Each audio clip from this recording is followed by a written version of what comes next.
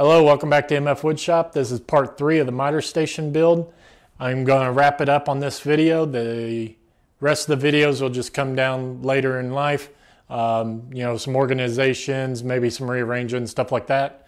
Real quick, I'd like to thank the sponsors for supporting me on this project. Craig Tools for supplying the Craig Foreman. Doing 300 pocket holes in this build. The Craig Foreman was a great choice. The Tiger Ply supplied all the plywood for the project, and the Premium Edge plywood, couldn't ask for better plywood. Zero voids, and both front and back of the plywoods look awesome. So we got a lot of stuff to cover. Let's get started. So I utilized the left side of the cabinet to hang a ladder that I use quite a bit in the shop. The dust collector was cut down to 48 inches because that's the space between the wall and the cabinet. And I'm just cutting a few pieces that I'll need later. The floor sweep is made out of the toe kick on the left side. I essentially just cut out a rectangle of the toe kick and then built a box around that rectangle. I enclosed that box and inserted a dust port. The 4-inch round circle that I'm cutting is for the blast gate, so I can close that floor sweep when I need to.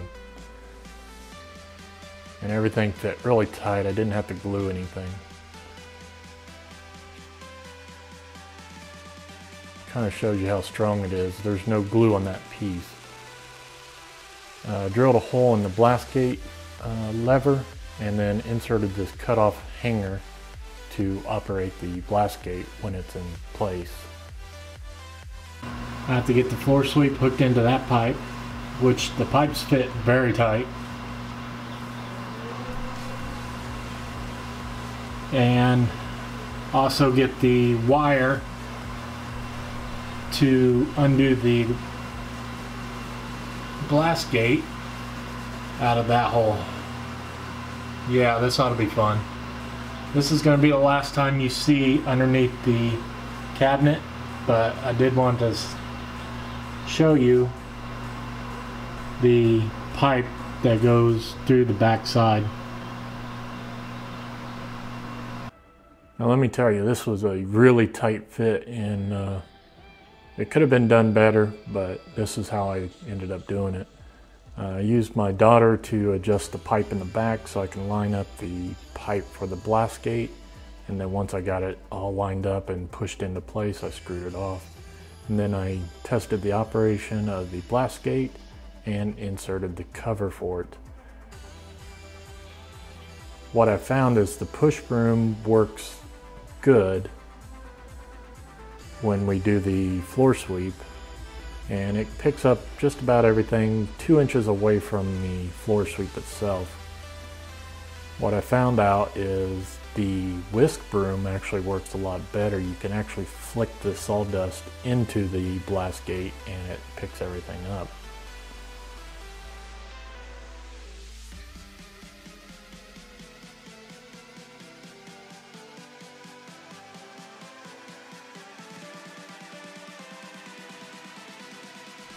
Now the dust collector behind the saw, I still need to work on this a little bit. This was my idea at the time. Built a rectangle box, and I cut a hole for that rectangle box, and I mounted that box underneath the saw. My theory of thinking here was let the saw do the work and collect the sawdust into that box, and then the dust port would capture the sawdust from that box. This is not working out very well. It works, but not very well. There's too much friction between the wood and the sawdust, so really it's just building up back there. And there's not enough suction from my dust collector to capture it airborne style. So I will have to go back and revamp this a little bit. For now, it's going to serve my purposes. I went ahead and sealed everything off with some caulking just for later use, because I know I'm going to go back and probably enclose this entire box and let the dust collector do its job. one of these drawers is kind of tight. So this is 26 in length. Guy Dunlap was nice enough to come over and help me cut up a sheet of plywood for the drawer faces. Proved to be invaluable. Gave me a lot of tips and tricks. What's this next one? To the left, guy. Over there. Left, left, left. Oh, well, just out of reach. You concur? Now the drawer faces, they will actually be a grain match from the plywood. So once I get all the drawers in, Sweet. the single piece of plywood will actually, the grain will actually run through the entire piece. Nice. And I got the other two pieces for the small cubby holes to the side. Screwed on the faces from the back with a few screws. And you can kind of see the grain match right there. Now the drawer poles were provided to me by RunCNC. He brought the poles to me in Atlanta. So thank you very much. These poles are awesome. I just spun a finger relief on the back and installed them on the drawer with a single screw. And so far they are working out perfect and they set off the piece just perfect.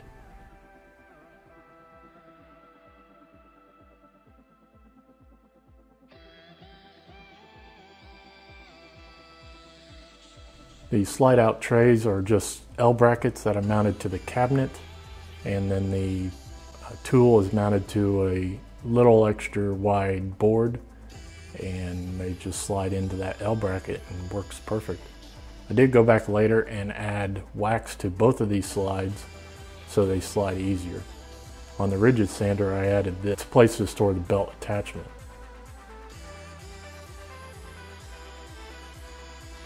Every project needs a project list, and as I'm completing these projects, I'm scratching it off the list. Throughout this whole project, I haven't been rounding over the edges, and now I'm paying for it. I gotta go back and round over the edges because the corners are very sharp. I'm just using an 1/8 inch router bit in my palm router.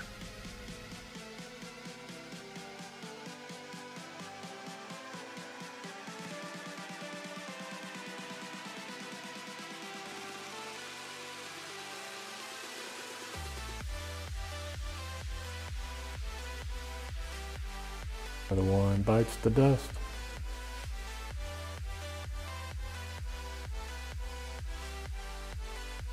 Battery charging station was just this triangle piece that I slapped together. Holds both of my battery chargers perfectly, and it was easy to mount to the cabinet with a few screws.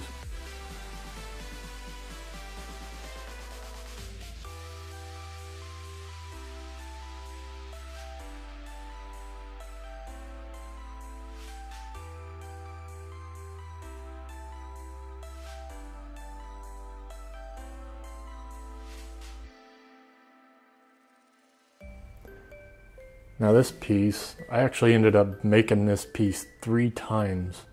This is the first one that you're seeing, and I just didn't put enough thought into it from the get-go. Wonder if you could see my mistake. Yep, you can't fit more than 1 battery in those. But of course, I went through the whole glue-up process and everything before I realized that.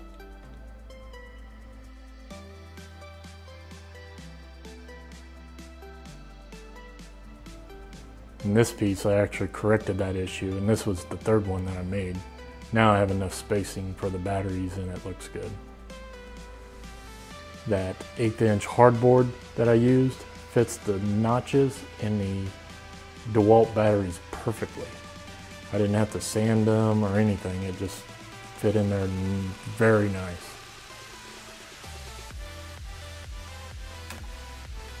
Couple screws to hold it to the side of the cabinets. Now I got a bank of batteries that I can store pretty much out of the way, and I really only use 2 batteries at a time, so now I have somewhere to store them.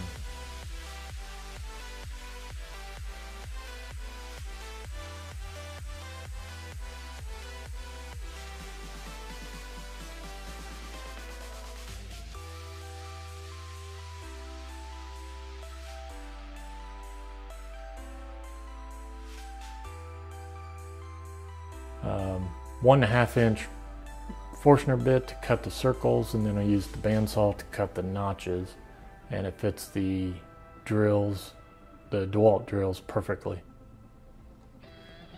So I just put a couple spacer blocks and then screwed the spacer blocks to the upper part of the cabinet to hang my cordless tools, and it fits beautifully.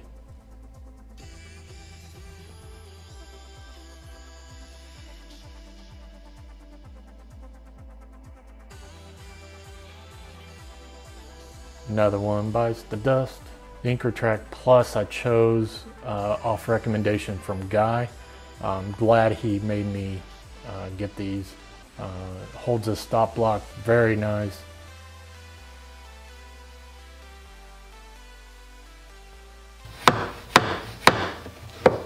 Slides beautifully. Now my punch list is done. Let's go on to the tour. Alright, I really hope you enjoyed this process. I had a great time building this. I went really quick on it, and for the most part it turned out exactly what I planned. So real quick tour of the miter stall station. I got an empty cubby here that I had no plans for at this moment, but I'm sure I will fill it up in the future. This one I dedicated for my cordless tools, a couple chargers, and a bank of batteries. And I got a power strip back there that I can plug my phone into, or whatever I need to, whatever else I need to. This upper middle cabinet, I don't really have any plans for it either. There is an outlet back there, and I can put whatever I want up there. Right now, all I got is the light. And in this upper cabinet, I'm going to dedicate this, I think, towards maybe entertainment or education, I guess. I got a monitor up here that I can get antenna TV, which I get one station, so that's not going to work if I want to actually watch TV. But I really put the monitor up there for a future computer, and that's what this cubby hole is for. I think I picked out a computer that I want to buy, and it will fit in here perfect. Down here below, I got the rigid sander on a pull-out tray, which is very nice. It's a little high, but you know, I have to give something up, and the height is what I gave up. I can still access everything quite well. I'm pretty tall anyway, and if it gets to be more annoying to handle, I'll just get I'll just build a little step stool. On the right side of that, I put the belt sander attachment. Has a special place for it, and it fits in there nicely. And I got my belt sander eraser. So obviously in the middle, I got a miter saw. This is just a cheap Harbor Freight miter saw. I do not like this saw at all. I do want to upgrade this to the Bosch or something comparable to that. But it is a 12-inch sliding compound miter saw, and it's actually quite powerful, but there's a lot of play in it. So I do want to upgrade that sometime in the future. The dust collection, I'll show you here in a minute. The fence and the tabletop is all level with the miter saw's bed and fence. The fence, I went with Incra top-mounted slides, and I built my own stop blocks for that. I'm really going to like those. First time I used top-mounted slides before, and I think that's going to be a great addition to this piece. In this cubby hole, I got my quarter-inch, quarter 20 hardware. Everything in this bin is just quarter 20. I actually use this quite a bit, and I'm going to leave this here for a little while just to see if I like it there. It fits beautifully there, and it also gives me a little bit of room right here just to set stuff like my pop. I put my disc sander in here, and it's also on a slide out tray, and I've used it several times in this location. The height is just right for me, and I can still access the dust port on the other side. Now, drawer storage is one of the main reasons I wanted a miter saw station. It wasn't necessarily for the miter saw. It was for drawer storage. And I'm going to have a lot of it just in the base unit alone. I got 4 big drawers like this on one side, and I got 4 on the other side as well. These are roughly 28 inches long and roughly about 26 inches wide. So it's a really large drawer, and it holds a lot of stuff. Right now, I don't really know what I'm going to be putting in it, so I'm just kind of testing it out and seeing what I want in there.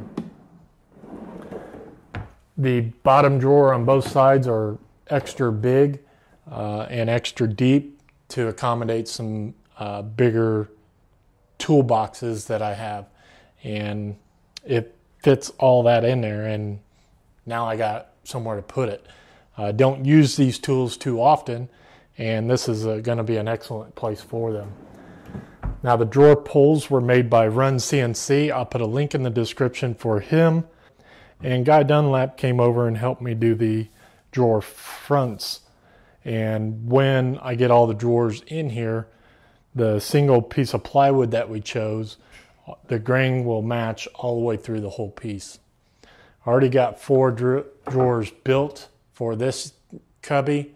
I just need to get slides and bottoms on these so I can wrap those up as well. This section down here was originally designed for my air compressor, and it does fit down there, but I've came up with a better solution for my air compressor, and this will give me an opportunity for more storage in this unit. Most likely in the future, I'll have drawers right here. And you can also see the dust collector pipe coming up right there. Now over here on the other side, I got 4 more of those large drawers that I haven't even really put anything in. I just got some things laying around that I just threw in here just to get them out of my way. The bottom drawer is already filled with some bigger tools that I don't get to very often, and those are going to be a perfect home for those again. Now this piece here was just slapped together for a test. It's not going to stay here. I'm going to go with 4 drawers in this cubby hole. This was I think was a good idea, just executed wrong with the wrong hardware. These slides are not designed to do this, and there's just way too much play in here. And the time I get any weight onto this, it's not going to work out. Plus, it's just too low for the items that I was going to put down there, like my router bits. I don't want to bend down to get my router. Way up here at the very top, I got those brackets up there that I can store some lumber on and leave this shelf fairly empty. And I also got this shelf for lumber storage as well, just in case if the lumber is too big for the brackets. This is going to be pretty much the only place I'm going to have lumber storage in my shop now, since I kind of revamped that corner over there. So I think this is going to be a good solution for me, and it's already proven successful in my book. So over on the right hand side of the miter station, not sure how well you can see it, but right there is where the dust collector port is. I just hook my dust collector into that, and it runs the dust collector through the cabinet. Down here again on the far left, I put a floor sweep in there that works very well, and I just put the tape there just to help the sawdust kind of ramp up into the floor sweep. And also this wire here that's sticking out of the cabinet, it actually operates the blast gate. So if I want the dust collector for the table saw or the miter saw, I shut the blast gate, use the miter saw, and if I want to sweep up, I open the blast gate, use the floor sweep. So far, this has been working out really well. I also utilized the left side of the miter saw to put a ladder. This ladder I use quite often in the shop, and I especially need the ladder now to get to the lumber storage. I put an electrical reel, and that is actually coming pretty handy as well. All right, so that's going to wrap up the miter station build to this point.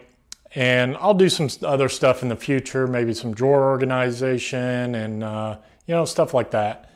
But that is all I got for the miter station build. Again, thank you for sticking around. This has been a long video, I know, but I do have one little surprise for you, and let me show you.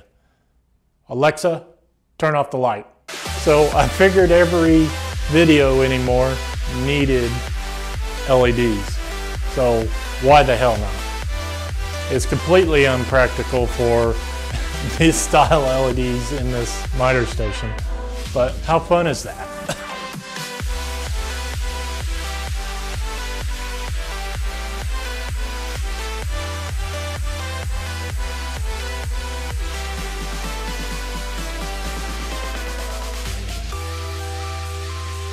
So I really had a good time making this project. Thank you for sticking around.